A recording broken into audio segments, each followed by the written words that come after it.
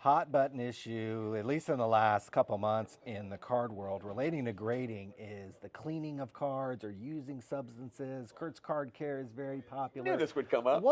Like, I'm actually curious, like, you've been around a long time. Yeah. What are your thoughts about cleaning cards or soaking cards? Is there a line for you that you draw that you either wouldn't buy cards or wouldn't do to a card? Like, what are your thoughts on Well, that? I would never think about doing it. I want to know what the card's going to look like in 20 years. That's my biggest concern is what are those chemicals going to do over the long term to a card? Are we going to see cards that look green and slabs 20 years from now? There's no historical data to know this.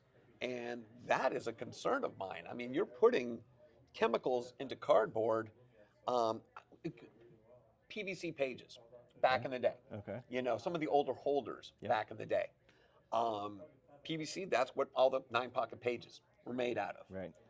Forward 20 years, and what's happened to many of those cards that were in those pages?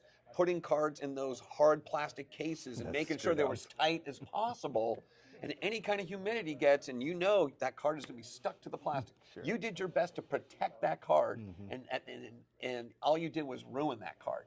And to think, you know, there's been restoring in any kind of collectible art, whatever it happens to be. Back in the day, you know, with coins, when I worked in the coin shop, there was like coin dip and all these different things. But me personally, I like the stance that PSA's taken. The problem is it's retroactively, it doesn't work, maybe going forward. But my biggest concern is what are those chemicals going to do to those cards? And nobody knows that answer. Kurt, is it Kirk or Kurt? Kurt. I don't think Kurt has that answer. And we would never do it here. I'm never going to have additional little water. cleaning station. I'm not going to have a cleaning station on my desk. That's something that I can assure you.